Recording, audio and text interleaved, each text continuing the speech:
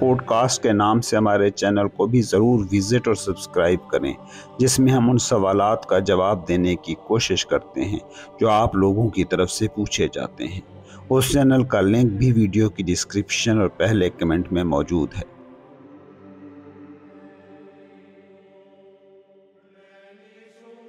دنیا کی کوئی بھی صوفی تعلیم دیکھ لیں، کسی بھی روحانی گرو کو غور سے سن لیں، وہ لفظ سے زیادہ خاموشی، مادے سے زیادہ سپیس اور سوچوں سے زیادہ سوچوں کے درمیان موجود گیپس کی اہمیت کی بات کرتا ہے۔ اس کی بڑی بنیادی وجہ ہے اور اتنی صاف اور واضح اس کی دلیل ہے کہ بچے کو بھی یہ بات سمجھائی جا سکتی ہے۔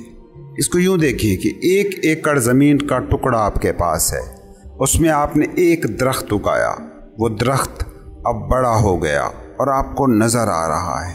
اب آپ اس زمین کو وہ درخت تو نہیں کہتے، نہ یہ کہتے ہیں کہ زمین ہے چونکہ یہ درخت موجود ہے۔ اس میں بنیادی چیز ہمیشہ وہ زمین کا ٹکڑا رہے گی۔ خاموشی، خلا اور سوچیں بھی بالکل اس زمین جیسی ہیں۔ خاموشی کا وہ ایکڑ ہوگا تو ہی اس میں لفظ کا درخت اگ پائے گا، خلا اور سپیس کا وہ ٹکڑا ہوگا تو ہی اس میں کوئی عمارت نام کا درخت کھڑا نظر آ سکے گا۔ سوچوں کے درمیان جو گیپ کا سٹل بیک گراؤنڈ ہے وہ ہوگا تو ہی سوچیں اس کی سطح پر نظر آ سکیں گی۔ صوفی اور دنیا دار میں بس ایک ہی فرق ہے کہ صوفی اس ریل سے جڑتا ہے، اس زمین کے ٹکڑے سے جڑتا ہے، اور دنیا دار اس درخت سے جڑتا ہے۔ حقیقت جاننے کا طریقہ ہے کہ فوکس بھی حقیقت کی طرف مڑے۔ تم لوگوں کا فوکس مگر اس سراب پر ہے جو درخت کی شکل میں زمین کے اس ٹکڑے پر اگا کھڑا ہے۔ کل یہ درخت نہ ہوگا، اس کے بیجوں سے 20 اور درخت ہوں گے، مگر وہ زمین کا ٹکڑا ویسے کا ویسا رہے گا کیونکہ وہ ریئل ہے۔ درخت سراب ہے، وہ ابدی ہے، یہ عارضی ہے۔ صوفی ابدی زندگی کو چنتا ہے تو اپنا فوکس بھی ان چیزوں پر کر لیتا ہے جو ابدی ہیں، جو ازلی ہیں۔ تم دنیا کو چنتے ہو تو تمہارا فوکس بھی عارضی چیزوں کی طرف رہتا ہے، لفظوں کی طرف، مادے کی طرف، تھاٹس کی طرف۔ اب یہ ایسی سادہ سی حقیقت ہے کہ جسے بچے کو بھی سمجھایا جا سکتا ہے، مگر تم اس کو نہ سمجھنے کے جتنے جتن کرتے ہو اتنے سے بھی کم محنت سے اس کو سمجھا جا سکتا ہے، لیکن تم یہ کرنے پر تیار نہیں ہو کیونکہ تمہاری انا جو تمہارے مائنڈ کی تخلیق ہے اس میں اس کے لیے کوئی غذا نہیں ہے۔ انا جھوٹ کو سچ بنانے، سراب کو حقیقت دکھانے کی کوشش میں ہی تو خود کو ثابت کرتی ہے۔ تم ایک ڈگری لیتے ہو، ایک فیکٹری کھڑی کرتے ہو، ایک بڑی نوکری پاتے ہو، کوئی وزیر، کوئی حکمران ہو جاتے ہو، تو انا تمہیں بتاتی ہے کہ تم نے کچھ کیا ہے، کوئی تیر مارا ہے۔ لیکن سوچو یہ سب محض لفظوں سے زیادہ کیا ہیں، چند لیبلوں کے سوا اور کیا ہیں، مگر انا کو، ذہن کو یہ بڑا تگڑا کرتے ہیں۔ جو تم ہو اس ہونے میں یہ لیبل کوئی بھی اضافہ، کوئی بھی کمی نہیں کر سکتے۔ تمہارے پاس جو نوکری ہے، سوچو وہ نوکری نہ ہو تو تم ہی رہو گے یا کچھ اور ہو جاؤ گے، کیونکہ تم اپنی حقیقت میں زمین کا وہی ایکڑ ہو جس میں درخت کا سراب تم نے بویا ہوا ہے۔ تم خاموشی ہو مگر لفظوں سے آئیڈینٹیفائیڈ ہو، اس لیے تو کوئی تم سے پوچھے تم کیا ہو تو اسے 4 لفظ بتا کر بتا دیتے ہو کہ تم کون ہو۔ نام، قوم، وطن، مذہب، پیشہ، عہدہ، یہ چند چیزیں ملا کر پوچھنے والے کو تم بتا دیتے ہو کہ تم یہ ہو۔ یہ بات تم نہیں سمجھ رہے کہ تم وہ خاموشی ہو جس میں لفظ ابھرے۔ کبھی تم لڑکے یا لڑکی لفظ سے خود کو شناخت کرتے تھے، کبھی مرد یا عورت، کبھی بڑھیا یا بوڑھے سے، لیکن وہ بیک گراؤنڈ کہ جو خاموشی ہے وہ ہمیشہ ایک سی رہتی ہے۔ جو تم میں آئی ایمنس ہے، جو میں ہوں کا احساس ہے، جو 55 میں بھی شیشے میں کھڑے ہوئے وجود کو دیکھ کر میں کہتا تھا، وہ ایک ہی رہتا ہے۔ اور جب تم 80 سال کے بوڑھے کو دیکھتے ہو تو سارا چہرہ جسمانی ساخت بدل چکی ہونے کے باوجود وہ آئی ایمنیس خود کو پہچان لیتی ہے۔ یہ ریئل تم ہو، مگر یہ ریئل تمہارے ذہن میں نہیں آتا، کیونکہ ذہن اسی کو اپنا مانتا ہے جسے وہ ڈیفائن کر سکے، اور ذہن کی نیچر میری نظر میں ایسی ہے کہ یہ صرف جھوٹ کو، سراب کو ہی ڈیفائن کر سکتا ہے۔ یہ لفظ ماپ سکتا ہے، خاموشی اس کے ترازو پر ہوا کی طرح بے وزن ہو جاتی ہے۔ یہ مادے کو کیپچر کر سکتا ہے، خلا اس کی فریکوینسی سے باہر کا فینومینا ہے۔ یہ تھاٹس سے ڈیل کر سکتا ہے، تھاٹس کے درمیان وقفے نہیں سمجھ سکتا۔ اس خاموشی، اس خلا کو، ان تھاٹس کے درمیان وقفوں کو تم دیکھ سکتے ہو، تمہاری بینگ دیکھ سکتی ہے۔ دنیا کا ہر مذہب، دنیا کی ہر عبادت، صوفی کا ہر مراقبہ، گرو کی ہر میڈیٹیشن بنیادی طور پر یہی کچھ کرتی ہے۔ یہ آپ کے فوکس کو لفظوں سے خاموشی، مادے سے خلا اور سوچوں سے سوچ کے درمیان موجود وقفوں کی طرف لے جاتی ہے۔ تمہارا دماغ مگر تمہارے ساتھ بڑا کھیل کھیلتا ہے۔ تم کہتے ہو اگر ہم خاموشی، خلا، سکوت سے جڑ گئے تو ہم نہ ہو جائیں گے، عدم ہو جائیں گے، ہم رہیں گے ہی نہیں، کیونکہ انا کا ہونا لفظوں، مادے اور سوچوں سے جڑا ہے۔ اس لیے تم یہ ساری حقیقت سمجھ بھی جاؤ تو سوال اٹھاتے ہی رہو گے۔ تم کبھی اپنے سوالوں پر غور کرنا، تمہارے سوال کسی چیز کو سمجھنے کے لیے نہیں ہوتے، بلکہ کسی چیز کو سمجھنے سے بچنے کے لیے ہوتے ہیں۔ بھئی درخت کے کٹ جانے سے زمین کیسے فنا ہو سکتی ہے؟ وہ لیبل جو تم نے اپنے لیے چن رکھے ہیں، وہ لیبل کہیں سے تم نے لیے تھے۔ نام، عہدہ، تعلیمی ڈگری یہ کہیں سے ملی ہے۔ جب نہیں لیے تھے تو بھی تم تھے نا۔ اب ان کو چھوڑنے سے کیسے تم نہ ہو جاؤ گے، عدم ہو جاؤ گے۔ ہیرے کو چھوڑ کر کوئلے پکڑنا انسان کی عادت بن گیا ہے۔ اس بات کو سمجھو کہ وہ سکوت، وہ خلا، وہ خاموشی نام ہے کانشیسنس کا، وہ عالمگیر ذہانت ہے، وہ واحد چیز ہے جو ہے، اور واحد زندہ چیز سے جڑنے کو تم کہتے ہو کہ ہم تو رہیں گے ہی نہیں۔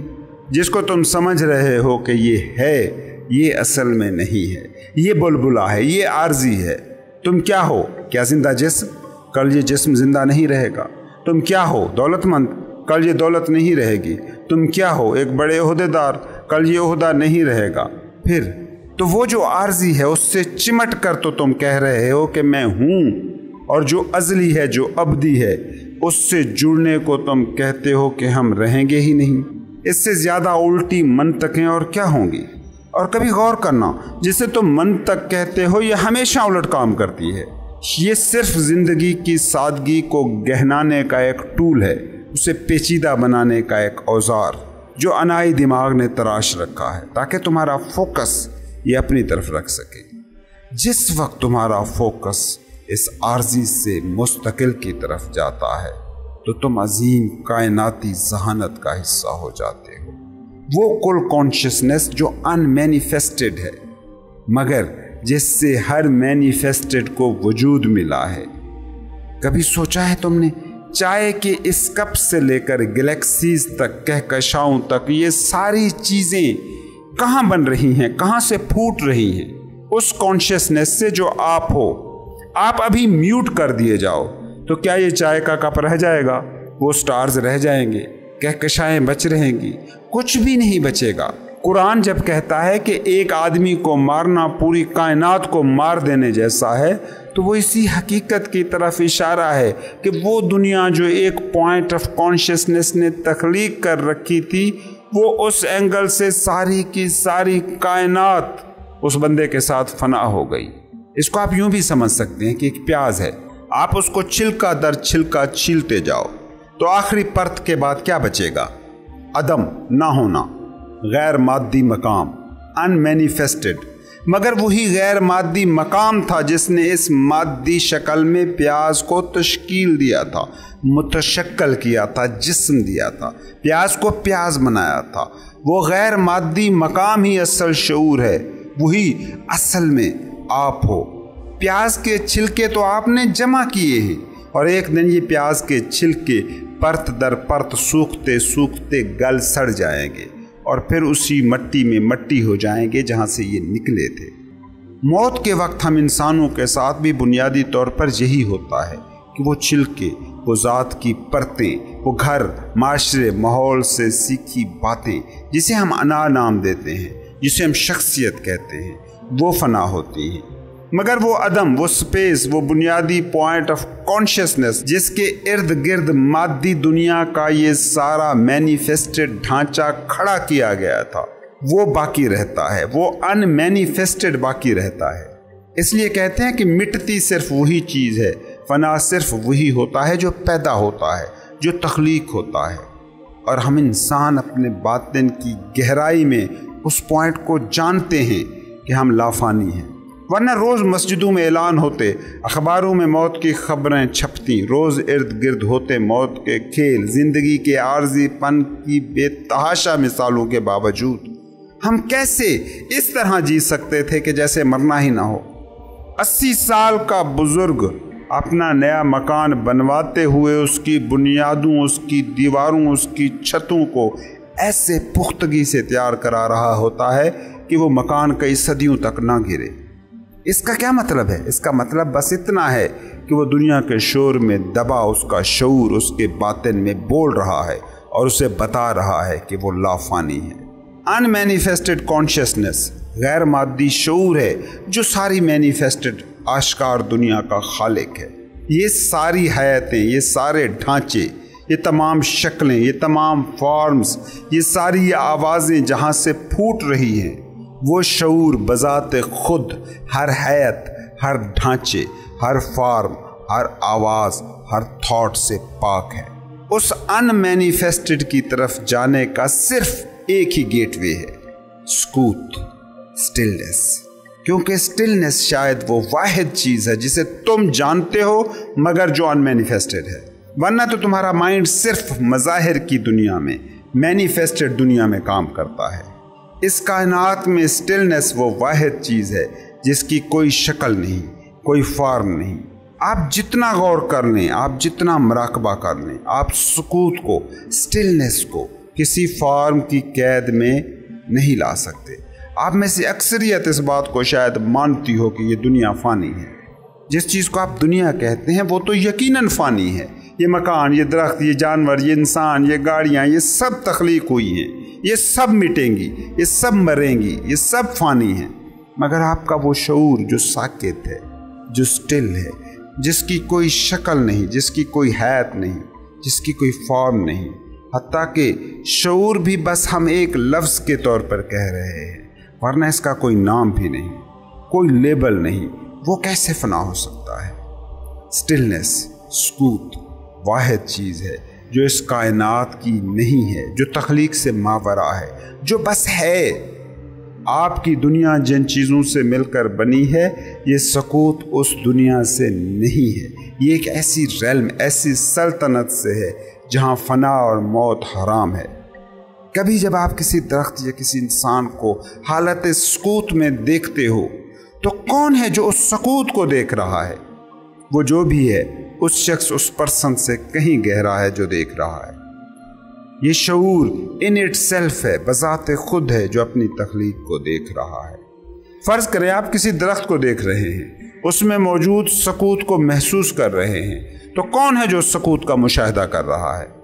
آپ کی آنکھ درخت کی حیات کو دیکھ سکتی ہے، آپ کے کان ہوا سے ہلتے اس کے پتوں کی پیدا کردہ آواز کو سن سکتے ہیں، آپ کا ناک اس کے پتوں اور پھولوں کی خوشبو کو سونگھ سکتا ہے، آپ کا ہاتھ اس کا لمس محسوس کر سکتا ہے۔ مگر وہ کون ہے جو درخت میں موجود سکوت کو، سٹلنس کو دیکھ رہا ہے، جو اس درخت میں موجود سکوت کا مشاہدہ کر رہا ہے؟ وہ آبزرور کون ہے؟